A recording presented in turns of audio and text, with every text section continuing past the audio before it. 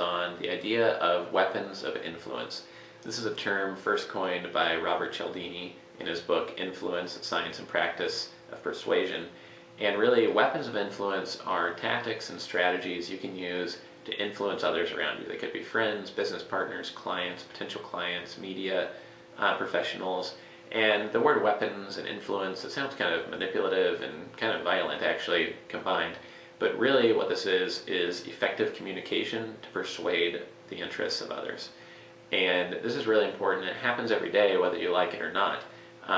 When you're negotiating your salary with your boss, when you're hiring somebody, when you're working with a new potential joint venture partner, you're influencing each other in different ways. You're using rapport, the language that you use, the things that you use to position yourself to gain leverage in a conversation.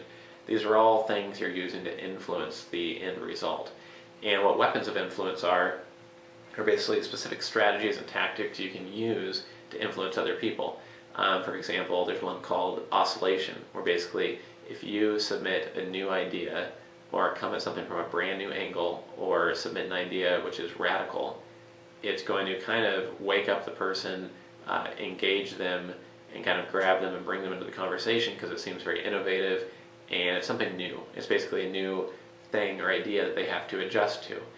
This could be a new environment. If a student is used to learning at the same desk for 5 years straight, you bring them into a new environment like a museum or a library or the study room of a mansion to learn a specific lesson.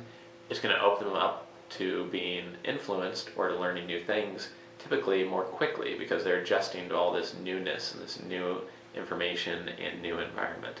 So remember that in business, that's one strategy for influencing others. Create a new environment, a new idea, a new way of looking at things. It can be very powerful. Now there's hundreds of different weapons of influence you can use. Another popular one is social proof. If you go to a website of a consulting firm, and that consulting firm has worked for Deloitte and Google and the Wall Street Journal and Yahoo and Intel, those are all very well-respected large companies. If he's worked for all those different companies within this very specific problem area or consulting niche, chances are he's a pretty good consultant or at least halfway legitimate because those companies have trusted him to work for them and he's able to put those brands on his website because of that. And that's very powerful because of social proof. And that social proof is looking at what other people are doing and saying, well, if those people are doing it, then maybe it's the right thing for me to do as well. An important thing to remember about all weapons of influence is that they're natural. Influence is used every day, whether you like it or not. It's not manipulative. It's just a tool that can be used for good or evil. And to remember these are really embedded in how we work and live every day. For example, social proof really comes from back when we needed to basically just survive as developing human beings and would look around to what other people were doing. For example, maybe before communication or speech was even available, humans would look at what other people were eating and not getting sick, or they'd look at how other people were hunting, and if that spear with the arrow on the end of it, or the tip on the end of it was working well, if that works for them, why don't we try that too? And it's just how we learn by picking up what other people are doing. If it looks like it's working, and that's something we should use as well. So that can be used in marketing and business to influence the opinions and actions of others. You could present your consulting website and not talk about all those great clients that you had, and maybe 1 out of every 30 people that come to your website will give you a phone call and start working with you.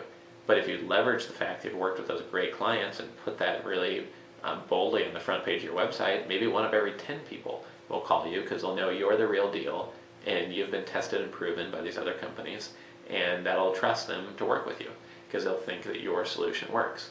So these are just some examples of weapons of influence. We have other videos on specific influence principles and tactics, but I hope this kind of introduces you to the idea of how the psychology of influence works, how it came about, why it's natural, why it's not manipulative, and just a couple examples of how you could use it within your business.